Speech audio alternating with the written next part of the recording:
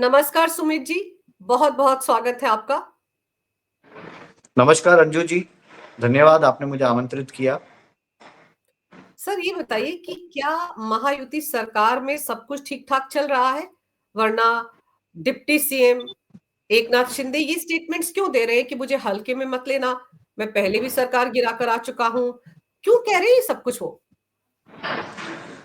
अंजू जी, एक बहुत ही पुरानी कहावत है कि आग के बिना धुआं नहीं होता। तो धुआं आ रहा है यानी कहीं ना कहीं आग तो है ही है, और वो आग जल रही है, उससे किसी को तकलीफ हो रही है, उसके कारण ऐसे स्टेटमेंट्स आ रहे हैं।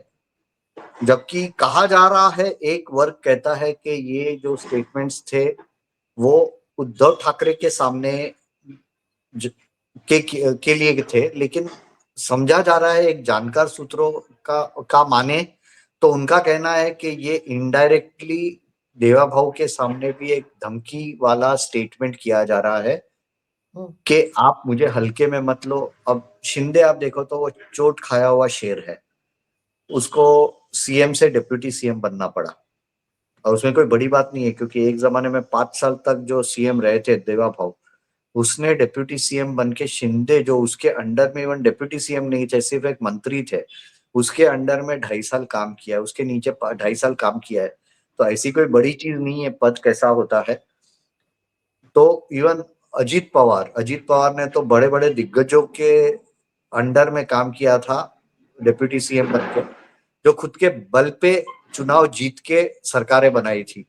ऐसा भी नहीं था कि गुवाहाटी जाके सूरत से गुवाहाटी जाके सरकार बनाई हो, वैसा नहीं था। हम्म। उसने भी शिंदे के अंडर में काम किया था। तो ये जो पूरा है, एक उसका अहंकार है कि अब मैं डिप्यूटी सीएम हूं तो मेरी वो वैल्यू कम हो गई, उसके हाथ में जो पावर है वो कम हो गए हैं। तो उसके कारण ही इज अपसेट, वो बौखला गए हैं और उसके अंदर ये सब स्टेटमेंट मारे जा रहे हैं। और कहा जा रहा है कि दूसरे थोड़े पॉलिटिकल और एडमिनिस्ट्रेटिव मूव्स भी आ रहे हैं जिसके कारण एक्चुअली वो बौखला गए हैं। पर सुमित जी, जैसे आपने शुरुआत में कहा कि जहां आग होती है धुआं वहीं होता है, तो ये आग क्या है? क्या कुछ ऐसे मंत्रालय हैं, ऐसे डिपार्टमेंट हैं, ऐसे कुछ योजनाएं या प्रोजेक्ट हैं जहां पर कोई धांधली हुई उस वक्त जब एकनाथ शिंदे सीएम थे? क्योंकि जालना का भी एक प्रोजेक्ट है 900 करोड़ का, उसके बारे में भी कहा जाता है कहीं कोई धांधली हुई है। फिर कुछ अपने लोगों को भी किसी प्रोजेक्ट में फिट किया है शिंदे ने। क्या ये मामले भी हैं जिनके चलते वो तकलीफ में है या दिक्कत हो रही है कि अगर जांच पड़ताल हुई तो आंच उन पर भी आ सकती है? एग्जैक्टली इसमें दो चीजें तो अभी पब्लिक में आ चुकी है डोमेन में। एक है जालना में, जब महाविकास अघाड़ी की सरकार थी तब उन्होंने एक सिडको का प्रोजेक्ट प्लान किया था 300 एकड़ पे। ओके, फिर कॉन्स्टेंट यंग करके एक विदेशी कंसल्टिंग फर्म है, उसने रिपोर्ट बनाया कि ये फिजिबल नहीं है, तो वो प्रोजेक्ट स्क्रैप हो गया। जब शिंदे सीएम बने तो उसने वो प्रोजेक्ट वापस चालू किया, और कहा जाता है कि उसके अंदर, ये जो भी मीडिया रिपोर्ट्स है उसके अंदर कहा जाता है कि लैंड पहले किसी और ने खरीदी, फिर वो लैंड खरीद के उसने, जिसने खरीदी लैंड एक्चुअल ओनर से, उसने बाद में वो सिडको को बेची है। और कहा जा रहा है कि रफली 900 करोड़ रुपए का स्कैम है। तो दिस इज वन जिसके ऊपर इंक्वायरी बैठी बिठाई गई है।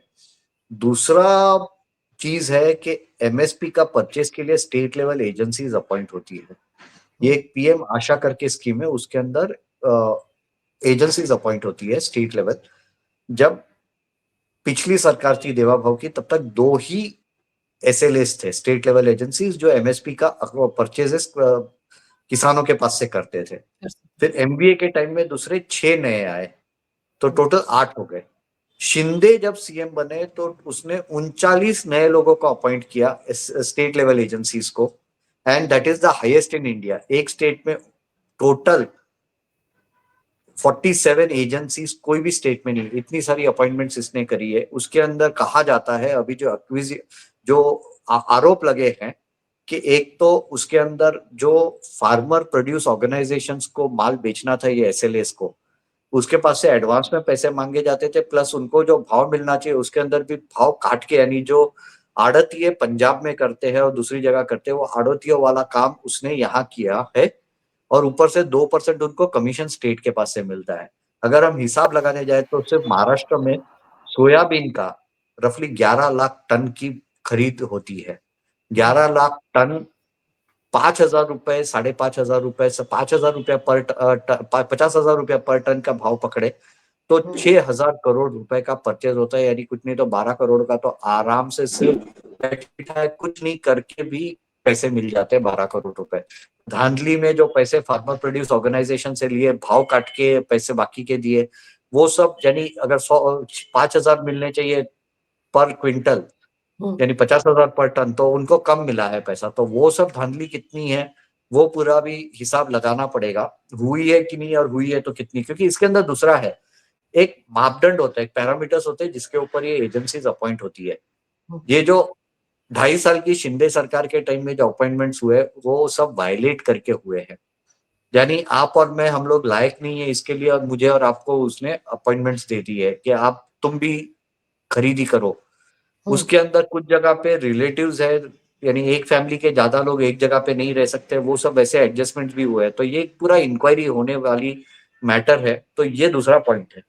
तीसरा कहा जाता है, जो पूरा मीडिया सर्कल में अभी गॉसिप हो रहा है, जो शांति से बातें हो रही है प्रेस क्लब में और दूसरी जगह पे बातें हो रही है, कि विधायक शिवसेना के जो 2.5 साल के सरकार में, यानी एक रीजन, एक कारण है कि क्यों ये सब लोग महाविकास अघाड़ी छोड़ के भाजपा के साथ आए। तो उसमें ये है कि उनकी फाइल पास ही नहीं होती थी, क्योंकि सब फाइल का कंट्रोल, भले उद्धव ठाकरे सीएम थे लेकिन कंट्रोल पूरा अजीत पवार के हाथ में था। तो अजीत पवार के, ऐसा कहा जाता है, ये पूरा प्रेस क्लब के अंदर जानकार सूत्र इस तरह से बातें हो रही है मीडिया में, कि कोई भी फाइल पास नहीं हो रही थी इनकी। तो इनकी जो पूरी जो एक स्टैंडिंग थी, कि लोगों को भी पता था कि शिवसेना के लोगों से बात करके मतलब नहीं है, एनसीपी के लोगों को पकड़ो, उनके थ्रू काम करा लो। तो उसके कारण उन लोग यहाँ शिफ्ट हुए थे।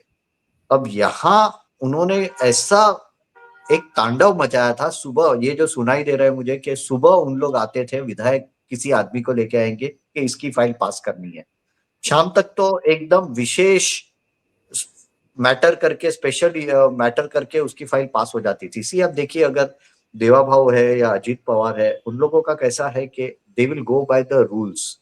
यानी जो भी हो रूल्स के अंदर बैठ के काम होना चाहिए, रूल्स फ्लाउंट होके फाइल पास नहीं होने देंगे।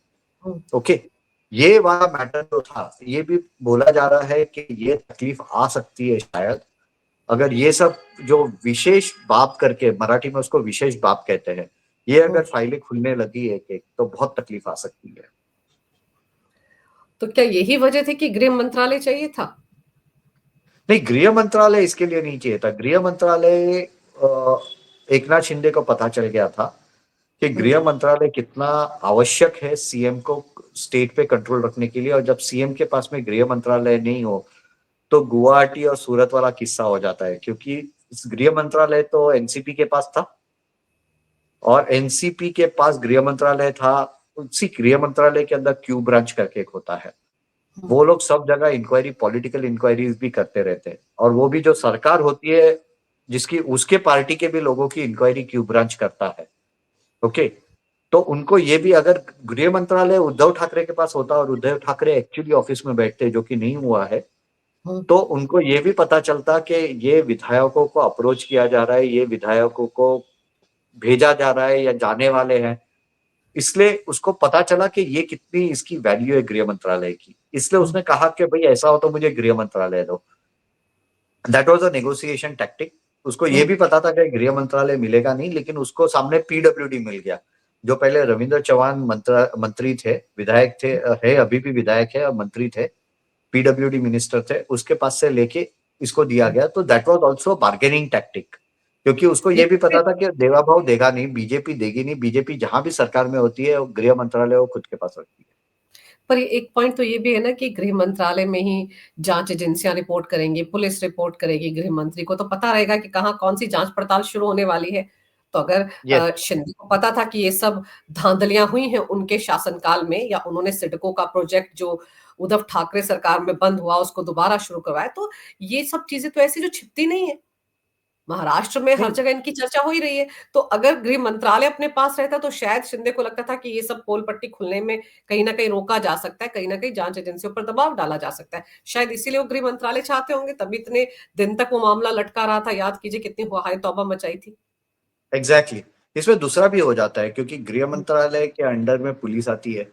जो छोटे मोटे वारदात होते हैं, अब हम्म, कहीं उन लोग ने पैसे मांगे, किसी ने पुलिस में केस कर दिया, हम्म, तो क्या करेंगे? गृह मंत्रालय होगा तो एक फोन जाएगा कि भैया जाने दो, ये तो हमारा आदमी है, पैसा मांगेगा। तो ये सब भी धांधलियां चलती है। तो उसके कारण उसको ये सब चाहिए था। प्लस क्या कंट्रोल रहता है स्टेट में, हम्म, पुलिस के थ्रू कंट्रोल रहता है। आज सीएम से ज्यादा पावरफुल पोजीशन तो होम मिनिस्टर की है, क्योंकि home minister actual ground level पे कंट्रोल रखते हैं। हम्म। पुलिस फोर्स उसके पास होती है। तो that is why he wanted it.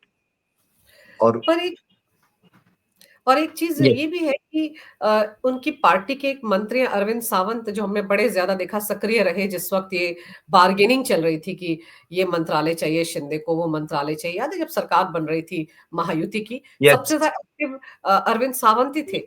और आज की तारीख में ये भी कहा जा रहा है कि उनको बड़ा बढ़ावा दिया जा रहा है।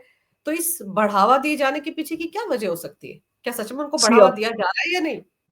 सी ये सब रूमर्स चल रही है कि अरविंद सावंत को बढ़ावा दिया जा रहा है। बहुत रूमर्स हम्म, ऐसी भी है कि देवा भाव इज बिहाइंड अरविंद सावंत। लेकिन ये रूमर्स में कितना वजन है, ये तो समय ही बताएगा, या फिर स्पेकुलेशंस है। क्योंकि hmm, Arvind Sawant has been at the forefront. वो फोरफ्रंट में थे जब पूरा ये नेगोशिएशन चल रहा था।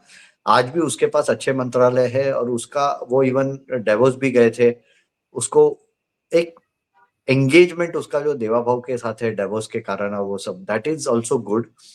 तो हम्म, लोग स्पेक्युलेट कर रहे हैं कि शायद काउंटर मेजर है, लेकिन इसके अंदर और एक एंगल भी आ सकता है। शायद शिंदे को भी ये फीलिंग आ रही हो कि भैया मुझे साइडलाइन करके अरविंद सावंत को तो आगे नहीं बढ़ा रहे, तो शायद उसका जो कैंप हो वो भी इस तरह की रूमर्स घुमा सकती है मार्केट में कि भैया अरविंद सावंत को खड़ा किया जा रहा है। अब मैं आपको बोलूं तो जब 2019 में जब सरकार नहीं बन रही थी भाजपा और शिवसेना की, हम्म, तो एक बिजनेसमैन है जो शिंदे के बहुत क्लोज है, और बाद में शिंदे ने उसको एक बहुत बड़ा डिप एक अलग नई एजेंसी बनी थी मित्रा हम्म, करके, उसमें उसको सीईओ भी बनाया था। ओके। तो उसने वहां तक यानी सुनाई दे रहा था तब कि वो भी बातचीत भाजपा के साथ कर रहे थे कि ऐसा हो तो शिंदे साहब को आगे ले लो, क्योंकि he is very close to Shinde. Okay. Hmm, तो जो लोग जहां रिलेशंस होते हैं दोनों जगह पे, they push for their own causes. तो we are not really sure कि इसके अंदर कितना सच्चाई है, कितना रूमर है, कितना जेलसी है शिंदे कैंप से, कितना दोनों के बीच में और आग लगाने के लिए लोग कर रहे हो। We don't know the reality. लेकिन yes, Arvind Sawant is doing a decent job right now. लेकिन अगर आप देखें तो इन्वेस्टमेंट, क्योंकि एमआईडीसी के अंदर में ये सब आ रहा है, जितना भी 16 लाख करोड़ रुपए का इन्वेस्टमेंट आया वो टेक्निकली एमआईडीसी के अंदर से ही आ रहा है, इंडस्ट्री डिपार्टमेंट के अंदर से ही आ रहा है। तो उसके हम्म। कारण उसका कद भी बढ़ते जा रहा है। तो उसके कारण भी शायद शिंदे कैंप के लोग या शिंदे खुद भी थोड़े इनसिक्योर फील हो रहे हो कि ये अब कद से बड़ा हो रहा है। ये पार्टी अगर देखे तो शिंदे की टेक्निकली तो है नहीं। हम्म। बाला साहब कह सकते हैं कि उसने पार्टी बनाई तो टेक्निकली उसकी हो जाती है, उसके बाद में उसके बेटे की होती है। ये शिवसेना जो है टेक्निकली उसके बेटे के पास जाएगी उसकी गारंटी नहीं है, तो उसके कारण इनसिक्योरिटी बनी रहती है। लेकिन इन सब चीजों के बीच में इतने बड़े बड़े स्टेटमेंट दे देना कि मुझे हल्के में ना लो, मैं कुछ भी कर सकता हूँ, पहले भी कर चुका हूँ। क्या बीएमसी चुनाव के मद्देनजर कोई प्रेशर टैक्टिक कहा जा सकता है इसको? या फिर ये माना जाए कि गीदड़ भभकियां देने से शायद शिंदे को लग रहा है कि उनका काम बन जाए, और ये सब जो अगर इंक्वायरीज शुरू होती हैं तो कहीं उन पर आंच ना आए, इससे बच जाए, क्या ऐसा कुछ है? सी इसमें एक से ज्यादा कारण हो सकते हैं। एक तो उसकी कोई स्टैंडिंग नहीं है बंदे में। जो शिंदे की पूरी स्टैंडिंग है वो सिर्फ और सिर्फ थाना में है। हम्म, थाना के बाहर भी उसकी स्टैंडिंग नहीं है। सबसे बड़ी बात है, यानी थाना के अंदर में कितने कॉर्पोरेशन आते हैं? एक थाना म्युनिसिपल कॉर्पोरेशन आता है, कल्याण डोंबिवली म्युनिसिपल कॉर्पोरेशन आता है, उल्लासनगर म्युनिसिपल कॉर्पोरेशन आता है, अंबरनाथ बदलापुर आता है, विरार वसई मीरा भाईंदर। इतने में ही उसकी जो भी एक वर्चस्व है वो इतनी एरिया में है। ओके, अब वो बीएमसी चुनाव, क्योंकि बीएमसी सबसे बड़ा कॉरपोरेशन है, बीएमसी का जो बजट है वो कई अफ्रीकी देशों से ज्यादा है, पूरे देश के बजट से ज्यादा है। तो और आप जानते हैं कि किस तरह से शिवसेना ने बॉम्बे को मिसमैनेज किया है 30 साल से ज्यादा तक। तो ये गीदड़ बक्की हो सकती है जिससे वो नेगोशिएट करके ज्यादा से ज्यादा सीट ले सके, क्योंकि मैं जो बात कर रहा था, मेरे सूत्रों ने मुझे बताया है कि उसका कहना है कि जो 92 शिवसेना के कॉर्पोरेटर्स थे, पार्षद थे, उतनी सीट तो उनको मिलनी ही चाहिए। ओके, और उसके बाद में आगे के लिए वो नेगोशिएट कर रहे हैं, क्योंकि वो बोल रहे हैं कि वो तो मेरे थे ही थे। तो भैया आपके थे तो आप लड़के दिखाओ, क्योंकि तब तो अलग लड़े थे दोनों। तब शिवसेना 2017 का जो बीएमसी का चुनाव था, बीजेपी और शिवसेना अलग लड़े थे। दोनों ने खुद के बल पे इलेक्शंस के बाद उन लोग ने डिसाइड किया साथ में आओ। ओके, और तब उसको 84 सीट्स बीजेपी को मिले, इसको 92 सीट्स मिले। और वो बोल रहा है अगर यूपी में करना है तो मुझे पहले वो 92 देना चाहिए। तो ये भी एक वाला पॉइंट है। और दूसरा, वो गीदड़ भक्की इसलिए भी दे रहे हैं, मुझे लगता है कि ये सब इंक्वायरीज आप बंद करो, नहीं तो मैं निकल जाऊंगा।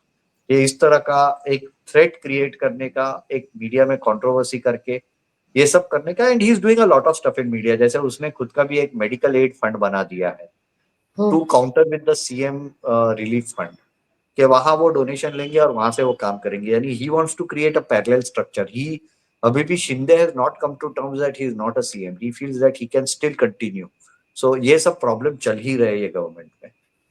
पर अगर इस तरह के टसल हो जाते हैं सुमित जी, तो आपको लगता है कि लंबे समय तक ये सरकार चल पाएगी? और अगर ऐसे हालात पैदा हो जाते हैं कि शिंदे सच में बाहर जाने की सोच लेते हैं, तो वो जो 55-56 उनके विधायक हैं, क्या उनके साथ चले जाएंगे? क्योंकि ये तो हमको पता है कि सरकार को तो कुछ होने वाला नहीं है, एनसीपी है बीजेपी के साथ। तो अगर शिंदे नहीं भी रहते तो भी सरकार तो स्टेबल रहेगी। लेकिन क्या शिंदे जाना अफोर्ड कर पाएंगे? और दूसरा, क्या उनके 56 एमएलए उनके साथ जाएंगे? सवाल तो ये भी है। सी, इसमें आपका ये बहुत अच्छा सवाल है, और इसके अंदर दो परम्यूटेशन कॉम्बिनेशन बन रहे हैं। यानी दो थियरीज है। एक तो है कि जो यहाँ आए थे सत्ता के लिए आए थे, उनको चाहिए थी सत्ता। सत्ता के लिए उन लोग कांग्रेस के साथ गए, सत्ता के लिए उन लोग कांग्रेस को छोड़ के यहाँ आए। तो उन लोगों को पता है कि उन लोगों को यहाँ रहना है। शिंदे अगर निकलेंगे तो उसके 2/3 से ज्यादा विधायक शिंदे को छोड़ के यहाँ आने के लिए तैयार हो सकते हैं। उसमें मुझे कोई शक नहीं है, क्योंकि आप अगर देखें तो इवन जो उद्धव सेना के 9 विधायक है, उसमें से 5 लोग दिल्ली में मोदी जी को मिल के आए हैं। ओके, तो शिवसेना जो पूरी पार्टी है ना, वो अपॉर्चुनिस्ट की पार्टी है। यानी जो हम अगर ट्रेड की बात करें, फिर वो कोई भी, मैं ऐसे बोलूं तो बाद में वो उसका रंग बदल दो, उसका नाम बदल दो, लेकिन जो उसका कोर थॉट प्रोसेस है लोगों का, वो है कि हम सत्ता और पैसे के बाजू में रहे। मुंबई में भी उन्होंने क्या किया है, 30 साल तक राज किया, कुछ काम नहीं किया है। 30 साल से ज्यादा कुछ काम नहीं किया है। सिर्फ सत्ता में रहे और सत्ता का भोग लिया है। रास्ते बिगड़े हुए थे, कुछ नहीं हुआ था, लेकिन उन लोग सब ने पैसे बनाए हैं। तो ये पॉइंट जो है, उसके कारण शिंदे को भी पता है कि उसके पास कैसे लोग हैं। दूसरा, मुझे जो सुनने में आ रहा है, ओके, कि उसका उसके खुद के विधायकों पे उतना कंट्रोल भी नहीं है। तो अगर वो जाना चाहेंगे तो ऐसा भी हो सकता है कि ये लोग बोले कि मैं हम लोग तो भाजपा के साथ रहेंगे, क्योंकि हमें हमारा काम भी करना है। दूसरी चीज है, एक थियरी ये भी चल रही है कि अब आप देखेंगे ये साल शिंदे के जन्मदिन पे देवा भाव वॉज इन नागपुर, वो मुंबई नहीं आए, वो दूसरे दिन मुंबई आए। और राज ठाकरे के एक फोन कॉल पे वो कहीं जा रहे थे कोई कार्यक्रम के लिए, तो राज ठाकरे के घर पे चाय पीने के लिए रुक गए। यानी सडनली वो वहां गए और चाय पीने के लिए। तो ये इतना कोइंसिडेंस नहीं होता कि एक चीफ मिनिस्टर, पूरा प्रोटोकॉल चलता है उसके साथ, वो इस तरह से किसी के घर पे इस तरह से चले जाए। ओके, और जब शिंदे सीएम थे तो देवा भाव थाना गए थे उनको विश करने के लिए। तो ये जो पूरा है कि Raj Thackeray as a counter balance ला रहे हैं। दूसरा एक थियरी ये भी है कि मुंबई में अगर ये राज ठाकरे को मुंबई के लिए लाने की बातें हो रही है। और एक चीज है कि अगर शिंदे निकल गए तो उद्धव ठाकरे को आने के लिए फायदा हो जाता है। और शिंदे ने अगर छोड़ा तो उद्धव का राइज हो जाएगा, तो उद्धव कैन कम बैक। तो अगर उद्धव का वापसी हुई महायुति में तो शिंदे की पूरी पॉलिटिकल करियर खत्म हो जाएगी। तो शिंदे जानते हैं वो मुझे तो लगता है, मेरा थियरी है कि ये गीदड़ बक किया है, हम्म। उसके लोग इसको बढ़ा चढ़ा के आगे बताएंगे। उसका जो एक छोटा सा, ज्यादा बड़ा नहीं है लेकिन उसके पास एक खुद का एक छोटा सा सर्विट्यूड मीडिया बोलते हैं, कि जो हम्म। खुद पत्रकार उसके खास है, वो लोग इसको आगे बढ़ाएंगे। लेकिन उसके बियॉन्ड मुझे नहीं लगता शिंदे कुछ ज्यादा कर सकते, क्योंकि गवर्नमेंट इज स्टेबल। शिंदे अगर बीजेपी तो यहां तक कह सकते हैं कि जिसको आना है वो ये हम्म। पार्टी में आ जाओ, आपको कुछ terms, no negotiations, no nothing, क्योंकि आप लोग जाओगे तो भी सरकार तो रहने वाली है। और उस शिंदे पे प्रेशर आ सकता है उसके खुद के विधायकों से, उसके खुद के सांसदों से, कि भैया आप ये मिस्टेक मत करो। हो सकता है ये गीदड़ भभकी देने के बाद उनके विधायकों ने कहा हो कि आगे ना बोलें, चुप रहें, चुपचाप से अभी डिप्टी बोले सीएम। हैं या सी, वी डोंट नो उसने बोला है कि नहीं, लेकिन अंदर तो सब विधायक डरे हुए होंगे, क्योंकि अगर निकाल दिए गए तो उनकी हालत तो धोबी के कुत्ते जैसी हो जाएगी, ना घर के ना घाट के। और ये बात और तो सी, आप शिंदे के लिए। देखिए, और एक बात मैं बताना चाहूंगा। जी। 2024 के जो राष्ट्रीय चुनाव थे, लोकसभा के चुनाव थे, हम्म। तब इतनी बुरी पिटाई हुई थी, तब सब लोग झगड़ा कर रहे थे। एनडीए के जितने घटक पार्टीज थी, वो हम्म। दल थे, वो लोग सब झगड़ा कर रहे थे, हमें सबसे ज्यादा सीट चाहिए। क्यों? क्योंकि हम्म। उनको दिखाई दे रहा था कि वेव है, और राम मंदिर का वेव है, मोदी की गारंटी का वेव है, तो हम जीत के आएंगे। तो उन्होंने सीट के लिए भी बहुत झगड़े किए थे। इस वक्त उन्होंने देख लिया, वो महाराष्ट्र चुनाव के वक्त के हालत बहुत खराब है, क्योंकि रिजल्ट सबके सामने है। तो पूरी जिम्मेदारी तो आरएसएस, भाजपा और देवाभाव ने ली थी, उसके जोर पे ये लोग चुन के आए हैं। आप और समझने की फिर। कोशिश कीजिए हम्म। कि उसके बाद में अगर उन लोग इस तरह से करें, अगर अभी भी आरएसएस ग्राउंड पे 60,000 स्वयं सेवकों को उतारा नहीं होता, अगर हम्म। इतनी मेहनत नहीं करी होती, देवाभाव ने इतना फ्रंट से लीड नहीं किया होता, योगी जी ने कटेंगे तो बटेंगे वाला स्लोगन नहीं दिया होता। हाँ, ये स्कीम इम्प्लीमेंटेशन में भी प्रॉब्लम कहा जा रहा है कि इसके अंदर भी जो लाडली बहना योजना है उसके अंदर भी इंक्वायरी हो सकती है, ये मैं भूल गया आपको बताने के लिए। तो अच्छा। ये उसके अंदर भी इंक्वायरी हो सकती है, तो प्रॉब्लम्स बहुत सारे हैं। तो तो जो मुझे नहीं मध्य लग प्रदेश की तर्ज पर चुनाव से पहले लाडली बहना योजना शुरू की थी महाराष्ट्र में, उसमें भी धांधली की खबरें। ऐसा भी सुनाई दे रहा है। क्योंकि कई बार तो चुनाव के दौरान भी खुद शिंदे ने कहा था हमने वो योजना शुरू की, जबकि हर कोई जानता है मध्य प्रदेश से ली गई थी। लेकिन उन्होंने तो क्रेडिट अपने आप को देने की कोशिश की ना। और हमने देखा था उन्हों- जब वो सीएम डिप्टी सीएम बनने की बात थी सर, तब भी तो उनके घर पर बड़ी सारी बहनें पहुंच गई थी और दिखाने की कोशिश हुई थी कि ये लोग चाहती हैं कि मैं सीएम बनूं। ये सब तो ड्रामे तो किए थे ना शिंदे ने। वो पूरे ड्रामाबाजी चालू ही थी, क्योंकि उसको क्रेडिट लेनी थी जो आइडिया बीजेपी का था, और वो पूरा टेम्पलेट ही, अगर हम कहें तो टेम्पलेट ही एमपी से उठा के यहाँ लेके आए थे। तो शिंदे का आइडिया भी नहीं था, शिंदे ने अंदर कुछ नहीं किया, सिर्फ इम्प्लीमेंटेशन। उसके अंदर भी कहा जा रहा है कि धांधली हुई है, वो अब इंक्वायरी होगी, इन्वेस्टिगेशन होगा, तभी पता चलेगा। लेकिन he has done all this and उसको लगता है कि उसके कारण जीते, जबकि उसके कारण नहीं जीते हैं। और फिर एक चीज और होती है सुमित जी की, दिल्ली के नतीजे जिस तरह से आए हैं उससे भी तो जो एनडी के घटक दल है उन पर असर पड़ा है ना, कि बीजेपी तो का दायरा तो बढ़ रहा है। बीजेपी को लोग वोट दे रहे हैं, दिल्ली के नतीजों के बाद भी तो थोड़े हिल गए होंगे ना शिंदे। तो हो नहीं, सकता है इस तरह मुझे की बातें कर रहे हो।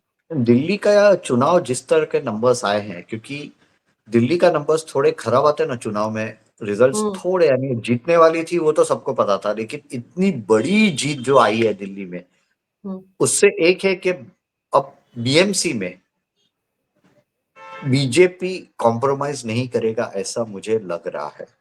दूसरी चीज है कि बीजेपी ने, और एक बीच में एक न्यूज आई थी कि जो अलायंसेस करने हैं शिवसेना के साथ, that will be at the district level, यानी ये जो कॉर्पोरेशन है, जैसे थाना में मैंने नाम बताए, पनवेल म्यूनिसिपल कॉर्पोरेशन है, पिंपरी चिंचवड़ है, पूना है, ऐसे काफी रफली 22-23 कॉर्पोरेशन के इलेक्शंस बाकी है। तो हम्म। वो स्टेट लेवल लीडरशिप ने डिस्ट्रिक्ट लेवल लीडरशिप को बोला है कि आप डिसाइड करो कि आपको अकेले लड़ना है या शिवसेना के साथ युति में लड़ना है। तो यहाँ एक दूसरा टेंशन आ जाता है शिंदे को, क्योंकि अब एक वेल ऑयल्ड मशीनरी ग्राउंड पे लग गई है। ओके। तो हम्म। इसके अंदर क्या होगा, शिंदे को डर ये है कि अगर कल सुबह डिस्ट्रिक्ट लेवल पे, और पहले ये हो रहा था। मैं काफी बीजेपी के लोगों से भी बात किया था, बीजेपी के कुछ कार्यकर्ता ग्राउंड लेवल जो यहाँ के पदाधिकारी है वो सब, तो उन्होंने बोला हमारे हाथ में क्या है, अब ऊपर से ऑर्डर आ रहा है कि शिंदे को दे देना है, तो हम क्यों काम करें। अब उनके पास चार्ज आ रहा है कि भैया हमें तो जीतना है, हमारे खुद के बल पे हम लोग कॉर्पोरेशन जीतेंगे और हमारा मेयर बनाएंगे। इसके अंदर शिंदे को और डर डर लग रहा है कि अगर इस तरह से भाजपा और आरएसएस साथ में मिलके काम करेंगे, अंदर वीएचपी के कार्यकर्ता, ये लोग सब ने मिलके, तो मेरा तो पत्ता ही कट जाएगा। हम्म। और आप दूसरा एक गणित देखिए, 6 पार्षद के से एक विधायक बनता है, और 6 हम्म। विधायक से एक सांसद बनता है। एक बार बीजेपी ने नीचे ग्राउंड स्ट्रॉन्ग कर लिया, आज मुंबई में 228 सीट है, 228 में से 84 सीट तो इनके पास है। हम्म। अगर इस और रफली 115 सीट चाहिए इनको खुद का मेयर बिठाने के मेयर लिए। बनाना है। अगर 120 सीट आई, यानी 20 विधायक हो गए उनके, हम्म। 20 विधायक हो गए, यानी डिवाइडेड बाय 6, यानी आप पकड़ लिए 3 से 4 सांसद उनके क्लियर कट आ गए। हम्म। तो नीचे से जो बॉटम अप होता है ना, कि पार्षद विधायक सांसद, उसके हम्म। अंदर जो कॉरपोरेशन इलेक्शन सबसे महत्व के हैं, और इसलिए शिंदे ज्यादा डरे हुए हैं। और इसीलिए शायद इस तरह की टैक्टिक्स से या गीदड़ भभकियों के ज़रिए कोशिश कर रहे हैं माहौल उनके पक्ष में आए। लेकिन मुझे ये लग रहा है कि देवा भाऊ से कहीं न कहीं उनके काम करने के तौर-तरीके से, क्योंकि उनको बड़ा अच्छा एडमिनिस्ट्रेटर माना जाता है, बड़े अच्छे तरीके से सरकार चलाते हैं, तो हो सकता है कि देवा भाऊ के काम करने के तरीके से भी डर गए हों और उनको लग रहा है कि ये सारी योजनाएँ कहीं न कहीं जाँच के दायरे में आएँगी और तब उनकी स्थिति ज़्यादा खराब हो जाएगी। आपने सुमित जी समय निकाला इस महत्वपूर्ण विषय पर, बड़ी ही बारीक जानकारी मेरे दर्शकों को दी। आपका बहुत-बहुत धन्यवाद। नमस्कार, भारत माता की जय हो, वंदे मातरम और जय श्री राम। जय श्री राम। अंजू जी, आपको और आपके दर्शकों को भारत माता की जय। जय हिंद। जय हिंद।